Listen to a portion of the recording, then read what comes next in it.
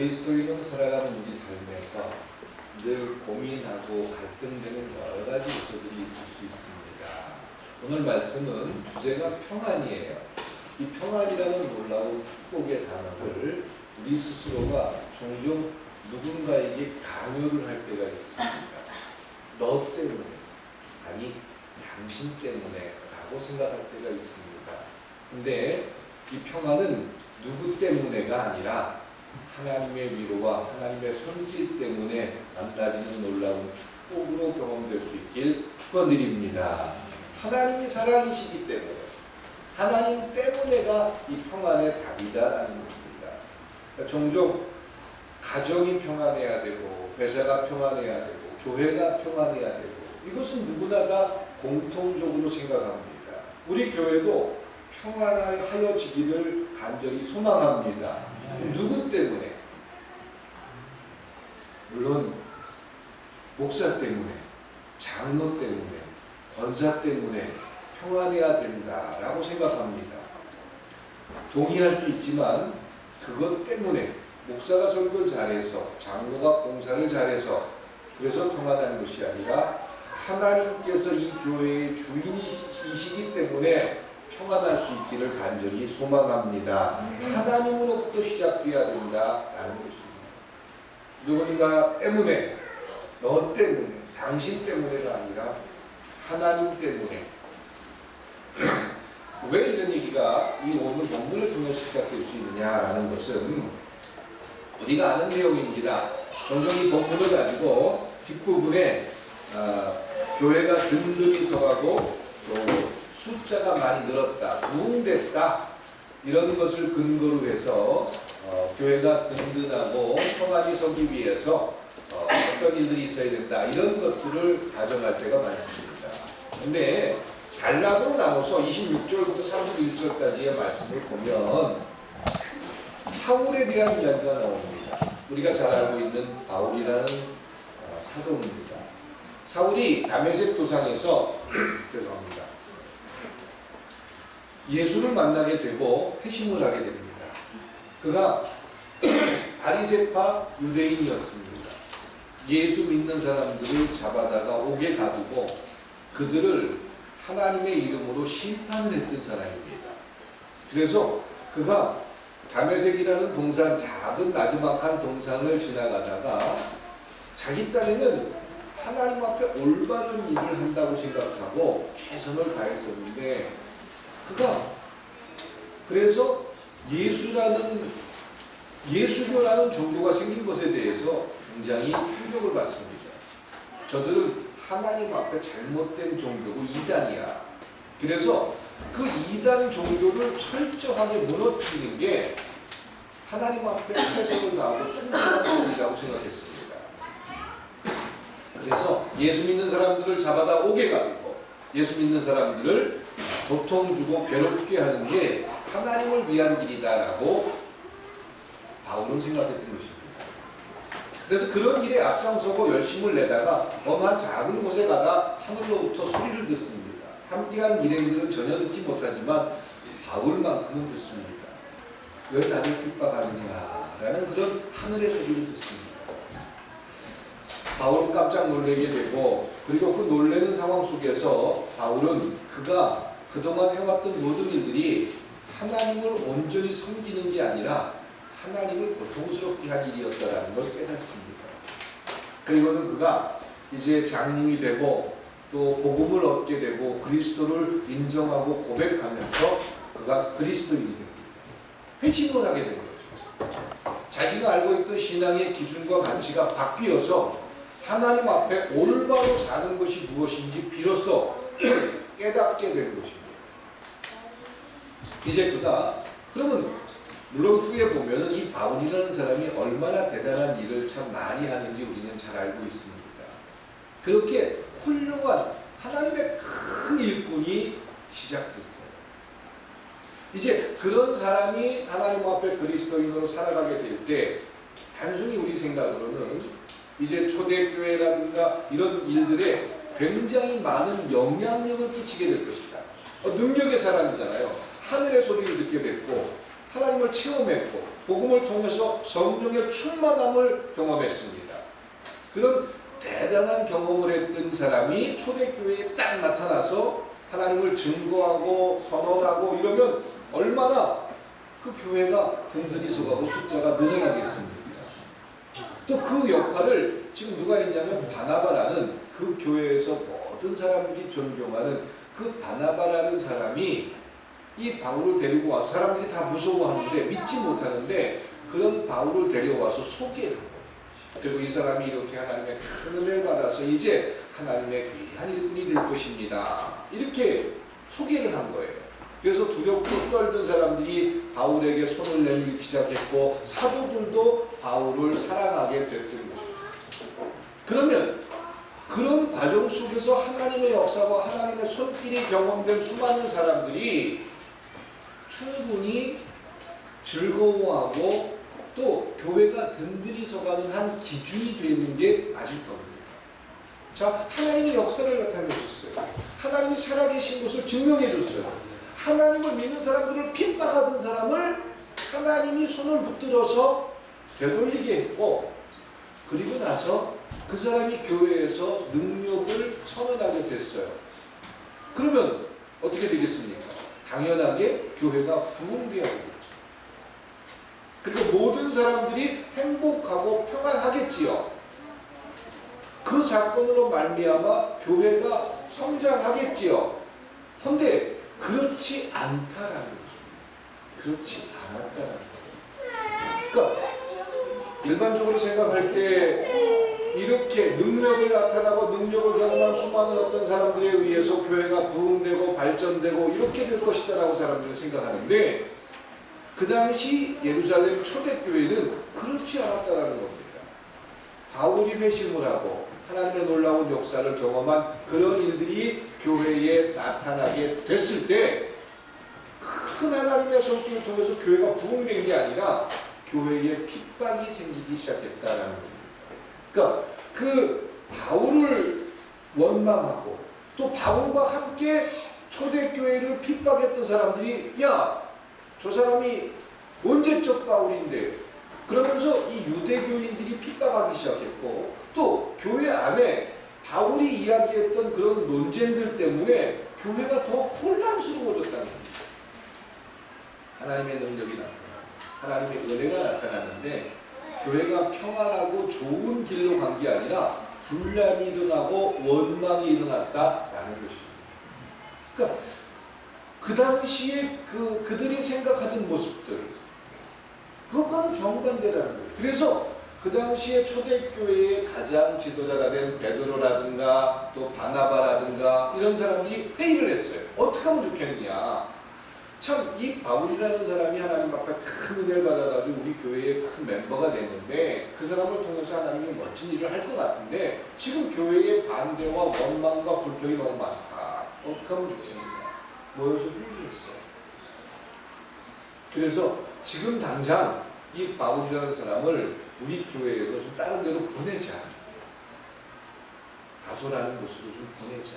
그래서 거기서 그가 좀 쉬는 시간을 갖고 그리고 교회가 안정이 되고 지금 외부적으로 그 교회 다니지 않는 사람들 그 유대교인들과 굉장한 대립을 하고 있는 그런 상황인데 어느 정도 좋아졌는데 마가의 다락방에서 120명이 기도하면서 성령의 충만한 부흥을 경험하고 또 스데반 집사의 놀라운 일들 이러면서 교회가 안정이 됐는데 바울이라는 사람이 하나 들어오면서 교회가 시끄러워지기 시작했어요.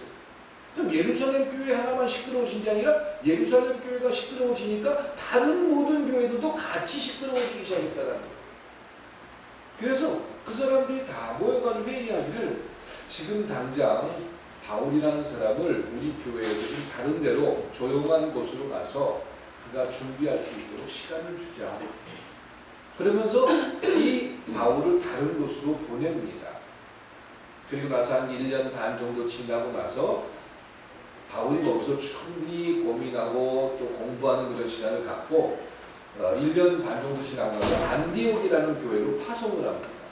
그곳에서 목회를 하면 좋겠다. 당신은 그냥 평신도로 있는 것보다 이제 당신이 가지고 있는 그런 놀라운 축복을 가지고 목회를 했으면 좋겠습니다. 결정을 해서 1년 반의 시간을 보내고 안디옥에 가서 그 안디옥이라는 교회에 가서 1년 반 정도 목회를 하고 그리고 선교사로 정말 하나님의 말씀이 아주 많은 곳에 번져질 수 있도록 선교사의 일을 감당했던 게 그 당시 초대교회의 역사였다라는 겁니다. 저는 오늘 이런 말씀을 전해드리고 싶은 것입니다. 교회가 상위에서 이 바울이라는 사람이 아주 좋은 자리, 귀한 자리에 앉아서 하나님의 일을 멋지게 감당했으면 더 좋았을 텐데 그들이 내린 결정은 바울을 다른 곳으로 보내는 결정이었다는 거예요. 그렇다고 누군가를 보내야 되고 누군가와 헤어져야 된다. 제가 오늘 그 말씀을 드리고자 하는 게 아닙니다. 우리의 생각과 하나님의 일은 조금 다를 수 있다는 겁니다. 우리가 기대하고 우리가 상상하고 우리가 이렇게 하면 잘할 수 있을 텐데라고 하는 그런 생각들에 갇혀질 때 우리는 하나님의 소리를 듣지 못할 수 있다는 것이지요. 그 당시 초대 예루살렘 교회가 결정한 결정, 바울을 다른 곳으로 보냈던 결정, 그것이 이 본문의 중요한 줄거리입니다. 그리고 났더니 바울 때문에 생겨진 여러 가지 문제들, 유대교적인 문제들, 바리새적인 문제들, 이런 논쟁들이 참 많았는데 이제 바울을 다른 곳으로 보내고 나니까 그런 논쟁거리가 없어진 거예요. 그러다 보니까 교회가 평안해지기 시작했어요. 더 이상 분란과 원망, 미움의 이야기들이 아니라 평안해지기 시작했고 그 평안해진 모습 때문에 교회가 성장했다. 숫자가 늘어났다. 또 든든히 서갔다. 그러면 예루살렘 초대교회만 든든히 서간 게 아니라 그 예루살렘 초대교회가 든든히 서가면서 다른 많은 교회들에게도 영향을 주고 다른 많은 교회들도 숫자가 늘어나기 시작했다라는 겁니다. 물론 숫자가 늘어나고 숫자가 많아지고 이것이 중요한 것인지는 잘 모르겠지만 교회들이 평안해졌다는 거죠. 하나님의 굉장한 역사와 능력이 나타나서 바울이라는 사람이 회심을 하고 교회의 큰 역할을 물론 후에 그를 통해서 굉장한 초대교회 또 신약 성경의 많은 부분들을 기록하는 그런 저자가 됐지만 그가 처음 초대교회에 있을 때 그를 통해서 분란과 또 하나님의 일이 방해받는 요소들도 충분히 있었다는 걸 우리는 생각하자는 겁니다. 그리고 그런 문제들을 제거했을 때 교회가 평안해지기 시작했다. 그럼 지금 우리 교회에서 분란이 일어나는 사람을 다른 교회로 보내자 이런 의도로 받아들이지 않을 수 있기를 소망합니다. 그런 말은 아닙니다. 그래서 우리가 끊임없이 그리스도인으로 살아가면서 우리의 교회나 우리의 가정이 추구해야 할 굉장한 비전이 있는데 그것은 평안을 만들어가는 놀라운 축복이 누려질 수 있기를 축원드립니다. 교회가 평안해야 된다는 거죠. 가정도 마찬가지고요. 그런데 교회가 평안해지기 위해서, 편안하기 위해서 우리가 생각하는 기준과 가치관들, 이것은 우리의 생각에 머물 수 있다는 거예요. 그래서 제가 이 서두로 이 바울에 대한 얘기를 구체적으로 설명해 드린 겁니다. 그러니까 상식적이고 또 논리적인 생각으로는 그런 능력을 가진 사람들이 교회에 있을 때 교회는 훨씬 더 도움을 받을 겁니다. 지금 말로 따지면 교회에 큰 사업가가 헌금도 많이 하고 교회에 봉사를 많이 하는데 그런 사람이 없는 것보다 있는 게 낫잖아요. 그런데 그 일들로 말미암아 여러 가지 불편하고 원망하고 또 분쟁의 요소거리가 있다면 그런 것들이 조금은 제거되는 게 더 필요할 수 있다는 거죠. 그렇다고 여러분들에게 헌신하고 봉사하지 말라는 말씀이 전혀 아닙니다. 그런 바울의 모습 때문에 교회가 평안할 수 없었는데 바울이 이제 다른 곳으로 가고 나서 교회가 평안해지기 시작했다. 이 사실을 우리 머릿속에 먼저 기억하고 교회와 우리가 살아가는 모든 삶의 환경이 평안해지길 원한다면 이제 구체적으로 어떻게 평안해질 수 있는지 이제 말씀을 통해서 비전을 제시하고자 합니다. 31절 상반절에 보면 그리하여 온 유대와 갈릴리아와 사마리아 교회가 평안해졌다, 평안하다라고 성서는 이야기합니다. 복음의 열정도 중요하고 진리의 말씀도 중요하고 또한 모든 능력들도 중요하지만 교회 안에 평안이 없고 긴장과 불만과 원망이 나타난다면 결코 하나님의 귀한 일들을 경험하기가 어렵다라는 것이요. 하나님의 손길을 통해서 하나님의 놀라운 축복이 누려지길 원한다면 평안을 시작할 수 있길 주님의 이름으로 부탁드립니다. 그런데 이 평안이라는 것, 평안하기 위해서, 가정이 평안하기 위해서 어떻게 해야 되죠? 가정이 평안하기 위해서 아버지가 또 어머니가 역할을 해야 될 것입니다. 그러면서 내 역할보다는 상대에게 끊임없이 무언가를 요구할 수가 있습니다. 물론 그게 우리의 생각이라는 거죠. 교회가 평안하기 위해서 우리는 어떻게 해야 될까? 목사에게 짐을 지우기도 하고 장로님들에게 짐을 지우기도 하고 누군가에게 끊임없이 요청을 할 때도 있습니다. 그런 우리의 생각에서 좀 벗어나보자 라는 겁니다. 평안해야 된다 라는 이 놀라운 전제는 교회나 가정이나 우리가 살아가는 삶에서 절대 필요하고 누릴 수 있다면 이것보다 더 좋을 게 없다라는 겁니다. 어떤 학자를 통해서 보니까 마음이 편안하면 머리가 맑아져서 생각을 바로 하게 된다라는 겁니다. 그러니까 마음속에 근심과 원망과 미움이 가득 차면 우리 정신이 생각이 바를 수가 없는 거예요. 마음이 평안하면 손과 발이 잘 움직여진다고 합니다. 마음이 평안해야 시험도 잘 치르게 되고 마음이 평안해야 장사도 잘하게 되고 마음이 평안해야 회사 경영도 잘 되고 마음이 편해야 우리가 살아가는 삶의 많은 환경에서 영향을 줄 수 있다라는 겁니다. 그래서 가화만사성이다라는 말도 있고요. 그러니까 편안해야 된다라는 그런 주제는 누구나 다 동의합니다. 그런데 누구 때문에 평안해지길 원하는 건 하나님을 모르는 사람입니다. 하나님에 의해서 내가 평안을 시작하는 주체가 될 수 있길 주님의 이름으로 부탁드립니다. 우리의 생각 속에서 누군가의 그걸 요구한다는 거죠. 너가 좀 해주길 원한다라고 부탁하는 겁니다. 아니요. 그렇게 돼서는 결코 우리 스스로가 평안을 누릴 수가 없습니다. 평안은 나로부터 시작되게 할 수 있길 주님의 이름으로 부탁드립니다. 나로부터 시작이에요. 내가 평안하고 내가 하나님의 은혜 가운데 굉장한 복을 시작하기 때문에 교회가 행복하고 즐거워지게 될 수 있기를 주님의 이름으로 부탁드립니다. 누구 때문에가 아니라 어떤 장로님 때문에가 아니라 나 때문에 교회가 행복하고 그럼 어떻게 하면 나 때문에 행복할 수 있을까? 이 숙제입니다. 다윗이라는 왕은요 40년 동안 하나님에게 기름 부음을 받았음에도 불구하고 왕의 그 권리를 시작할 수 없었습니다. 도망 다녔고요. 또 죽음의 고비를 넘기고 그렇게 살았습니다. 적을 죽일 수 있는 여러 번의 기회가 있었지만 그는 스스로 포기했습니다. 그는 참 외롭고 어려운 시간들을 보냈지만 그의 시편이나 그의 고백들을 보면 그 어렵고 죽음의 고비를 넘길 때마다 그는 마음속에서 평안이라는 놀라운 축복을 누리면서 살고 있었습니다.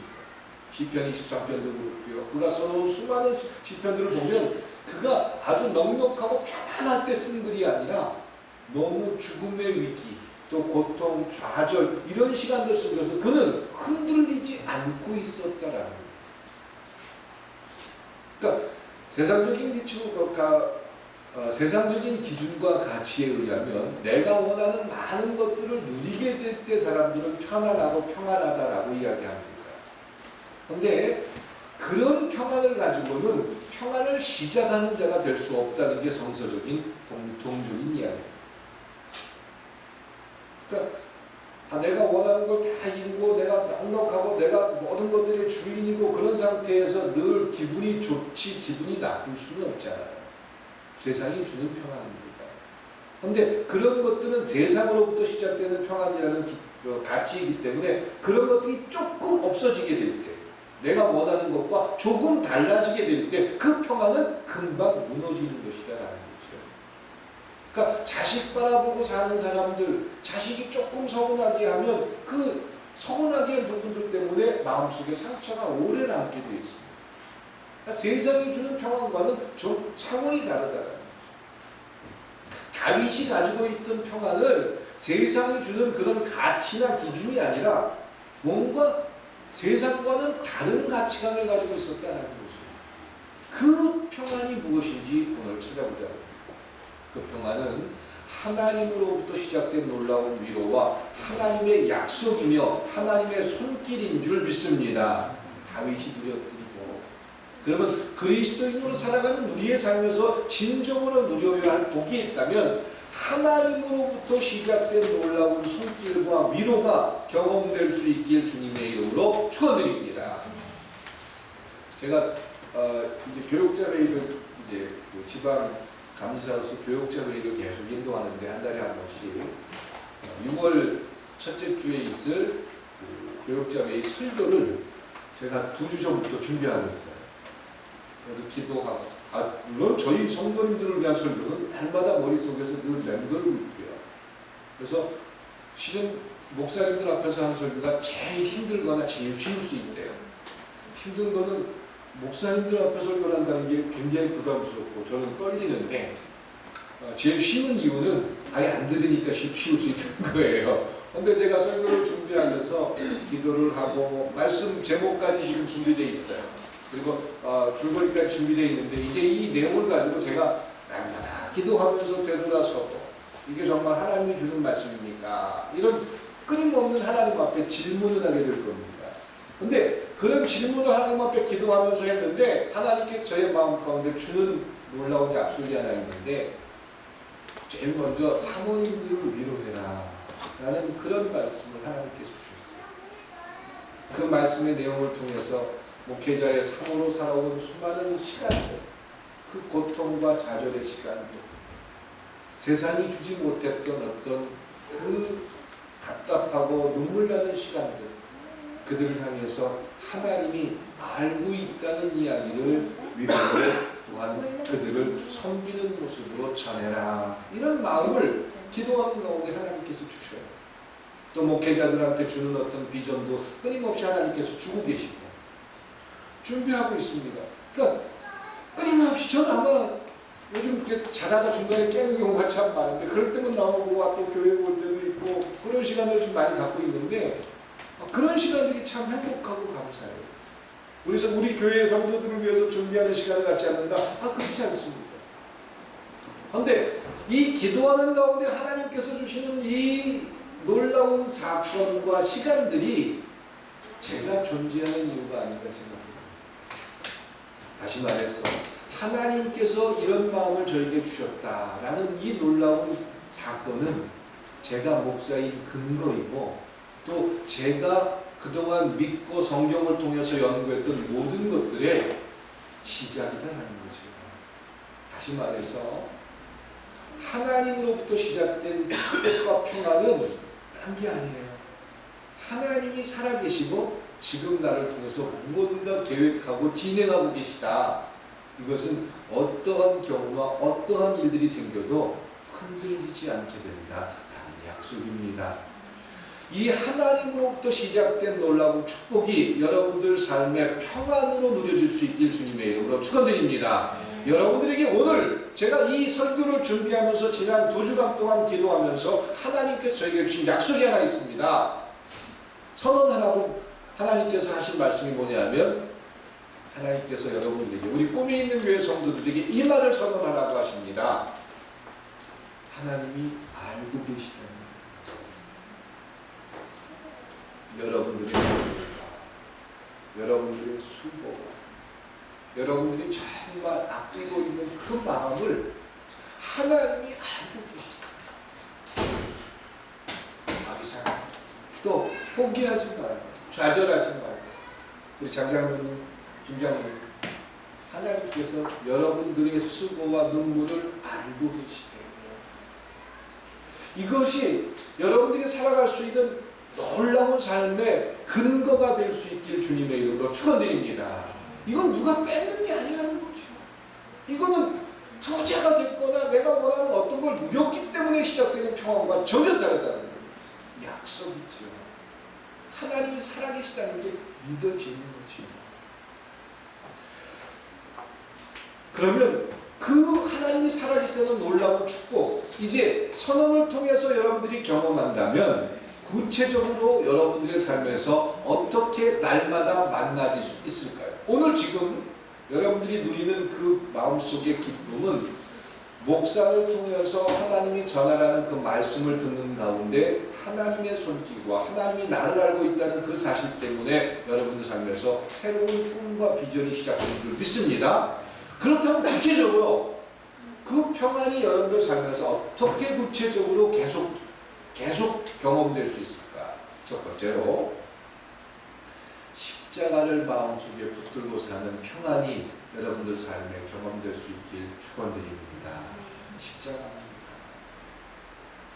저도 끊임없이 고민되고 갈등할 때 십자가를 붙듭니다.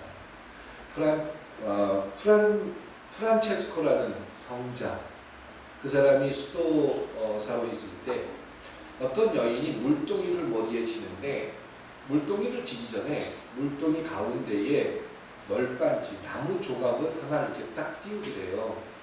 그래서 이 수도사가 물어보기를, 아니 물동이에다가 왜 널빤지를 넣습니까? 그것도 무거울 텐데 왜 넣죠? 물동이를 인분들은 아시죠? 이어보면 출렁출렁 거리로 쏟아집니다.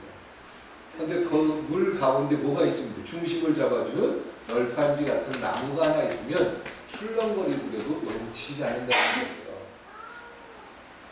프란체스코가 그 사건을 보면서, 그래, 내가 그리스도인으로 살아가면서 혼란스럽고 갈등하고 고민할 때 내 마음속에 널빤지는 무엇이지? 라고 물어봤더니, 내가 누구를 미워하고 원망하고 있는데 그런 모든 것들의 기준과 원칙을 잡아줄 수 있는 가치는 무엇일까? 흔들리지 않을 수 있는 널빤지가 이 십자가가 될 수 있길 주님의 이름으로 부탁드립니다. 십자가는요,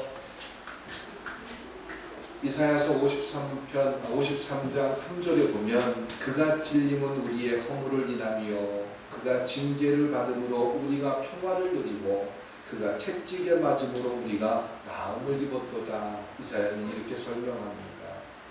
그리스도의 희생을 통해서 하나님의 자녀가 됐다는 놀라운 고백과 이 놀라운 사실이 여러분들의 삶의 근거가 된다면, 누군가에게 용서하라고 강요하는 것이 아니라 내가 용서하지 못하는 이유와 근거를 나로부터 시작하고 찾을 수 있기를 부탁드립니다.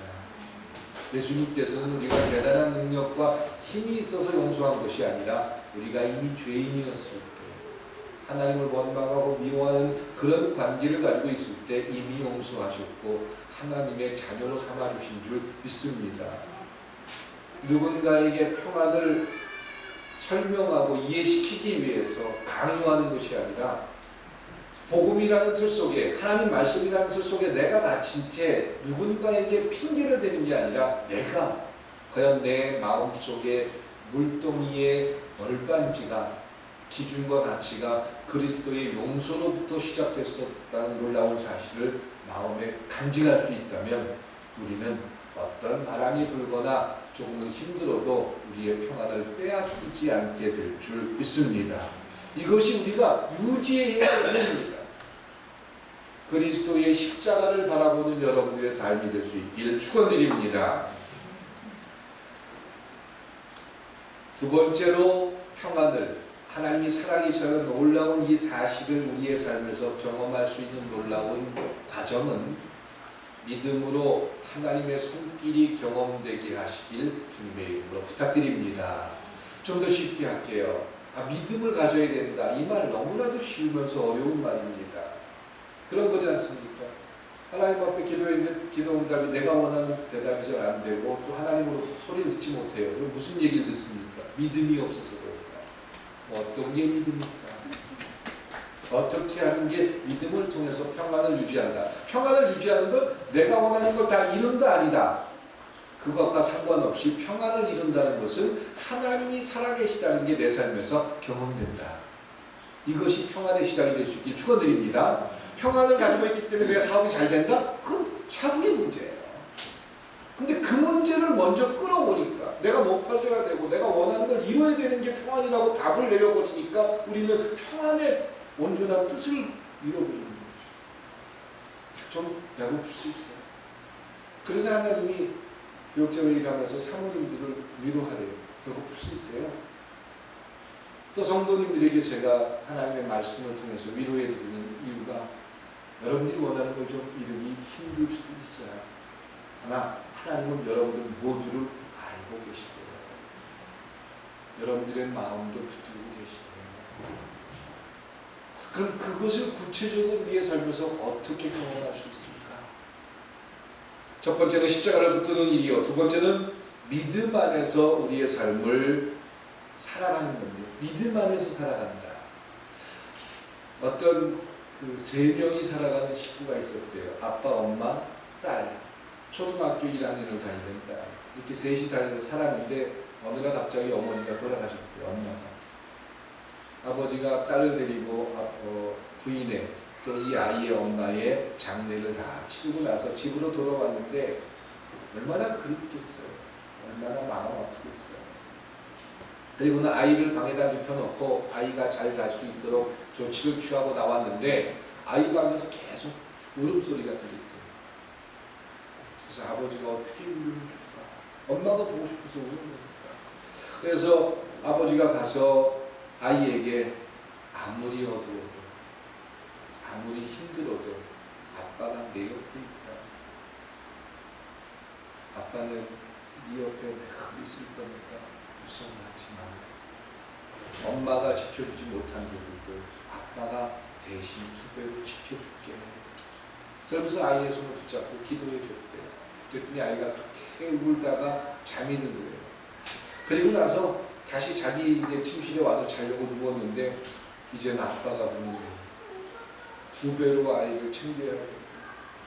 또 사랑하는 아내를 이제 먼저 하늘나라를 보내고 나서 이 아빠가 울음을 이기지 못해가지고 펑펑 그냥 소리는 내면 아이가 깰까봐 소리도 내지 못하면서 막 울고 있는데 밖에서 소리가 나더라고요. 아빠, 아무리 어두워도 아빠는 나를 사랑하지. 아빠 옆에는 딸 누구가 있지.